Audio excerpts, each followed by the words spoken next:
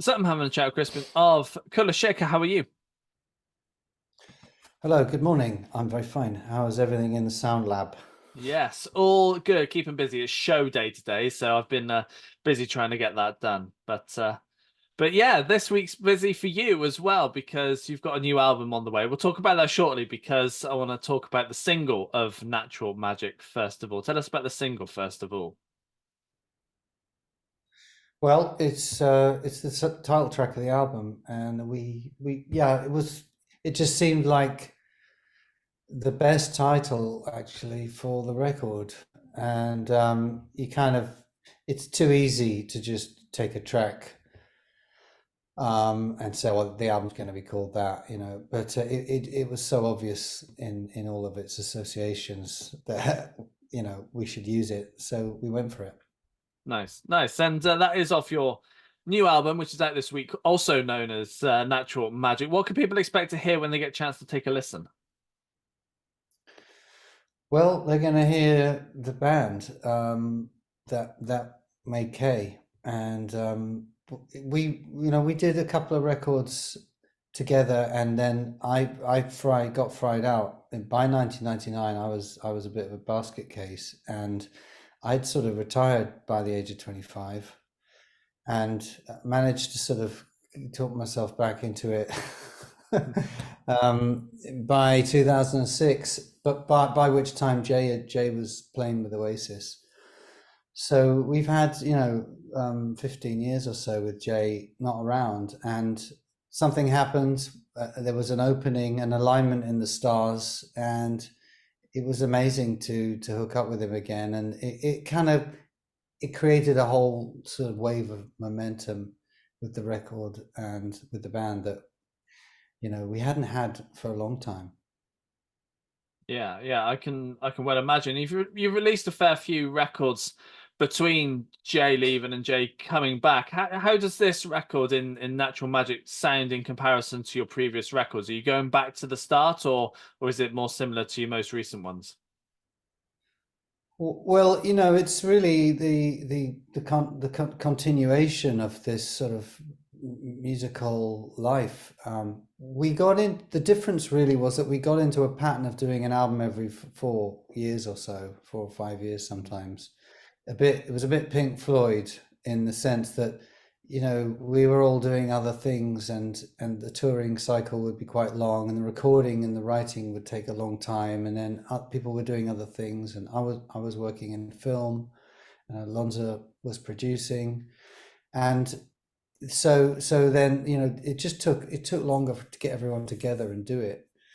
And then when we came out of the whole COVID experience, we felt this sort of real sense of needing to play and needing to get out there and to do it, and Jay was part of that. He came in just after First Congregation had come out, and First Congregation of Eternal Love is an album we're really proud of.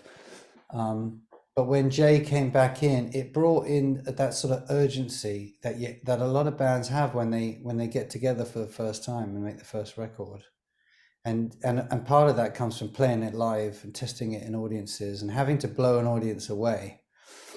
And so when you test out new stuff in front of an audience, you can't take too long. You can't indulge yourself too much. You need to whack them over the head, or they'll start, go off to the bar. So it's got that energy. Yeah, good, good. And you mentioned playing live, and you get to do some in-store dates over the next week or so. I bet you can't wait to be doing some live stuff again. Yeah, I think we all live in our heads, and we live in our phones, and it is a strangely sort of introvert way to connect with the whole universe. So, it's the irony that we're all connected to everything at the same time when actually we're just looking at our. So when you get out and you meet people and you play in front of audiences, it's such a breath of fresh air. It's really exciting. So, anyway, we're gonna go meet people and do signings next week. starting this week actually, going around the country and doing a little sort of acoustic and electric stuff. And then we got a tour in April and May. Nice, excellent. And you've got some dates in Japan as well. Where else can people be seeing you over the next well, across the year?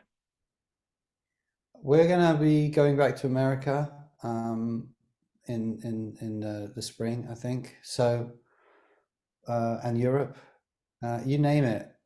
The one place we've never got over to, just because we've had some offers, but we've never really been able to afford it, is just to get to Australia. It Mm. takes a long time. I don't know if you noticed. It's quite hard, but that we should try and tick that box. We did South America last year. That was great. Yeah, I can imagine. I'd like to talk a little bit about the writing side of things as well. So for you guys, how do tracks normally start off? We don't have a set way of working. I do a lot of writing at home, and you know, so does Alonso, and we're the sort of main writers in the band. But we do stuff does come together on the floor, as they say, in the rehearsal room or in the studio. But my sort of rule of thumb personally with working is if a song can work on just an acoustic or a piano, if it can work and it can hold your attention and it's memorable on one instrument, then it's a good song, it's working.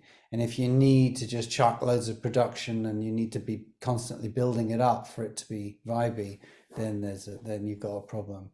So the core engine of the song, the core idea, it might be a lyric, it might be a riff or whatever it is. I think it needs to be strong enough to play on one instrument. Yeah, nice. And when it comes to the lyrics side of things, how easy do the lyrics come to you when you've got the music and need to add lyrics to it? Yeah, it's a funny thing. Sometimes they are very, very accessible, those lyrics. They just sort of, drift through the ether into your head and onto the page. And other times you got to really, really work at it. Sometimes I'll write, 20 verses for a song and just take the best of it and then shape them into maybe three or four. So sometimes it's easy and sometimes it's a struggle, but ain't that with everything. Yeah, yeah, absolutely. And looking back to the start of your career, at the time when you were putting the tracks together and your first album together, did you realize at the time how much of a success it was going to be, and that tracks like Hush, for instance, are still being played and still people are singing that na na na sound today? No, no, no. Those lyrics took a long time. I didn't like them. But there is a sense when something happens, good or bad.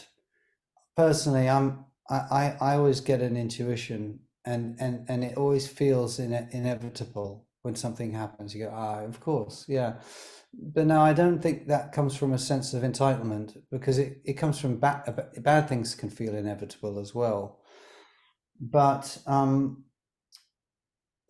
Hush was definitely a surprise, because that song was just something we played in the set every now and again if we needed to give the gig a lift, because it was high energy. And then it was a suggestion, oh, why don't you do that as a sort of thank you to the fans, because we'd had a number one album with Kay, and so we did it at the end of the year, and that song became, just played everywhere. Mm.